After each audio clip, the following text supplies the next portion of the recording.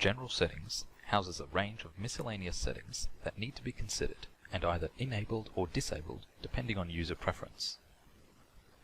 Automatically update part cost. Enabling this allows the program to automatically store the most recent purchase price for every part that is bought as the default cost price. Automatically update part selling price. Enabling this allows the program to automatically change the selling prices of your parts to ensure they maintain the same profit margin even when supplier pricing increases or decreases. Average labor hourly cost. Enter a value that accounts for the cost that the workshop incurs for performing 1 hour of labor. Show unit cost on jobs. This setting, if enabled, will display an extra column in the job screen that shows the user the cost price of every item that is being sold on the job.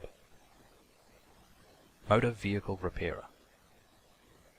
Selecting between Form 2 and Form 4 allows you to specify whether you deal in the removal and installation or trading of prescribed car parts or prescribed caravan parts in New South Wales.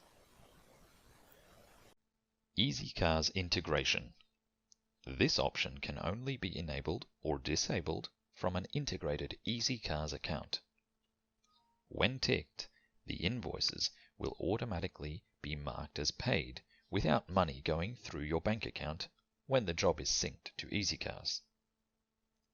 If this option is unticked, you must manually enter payments in EasyCars and receipts into WorkshopMate. This is usually needed when a workshop is a separate company to the car yard. Enable warranty and internal job. This setting, if enabled, shows some additional fields in the job creation screen that allows users to specify whether certain line items need to be billed to themselves instead of the customer or to an external company of their choosing.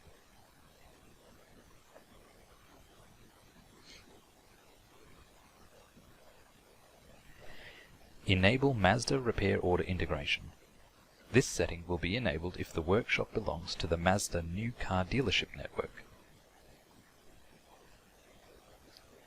Prevent negative stock on hand when invoicing.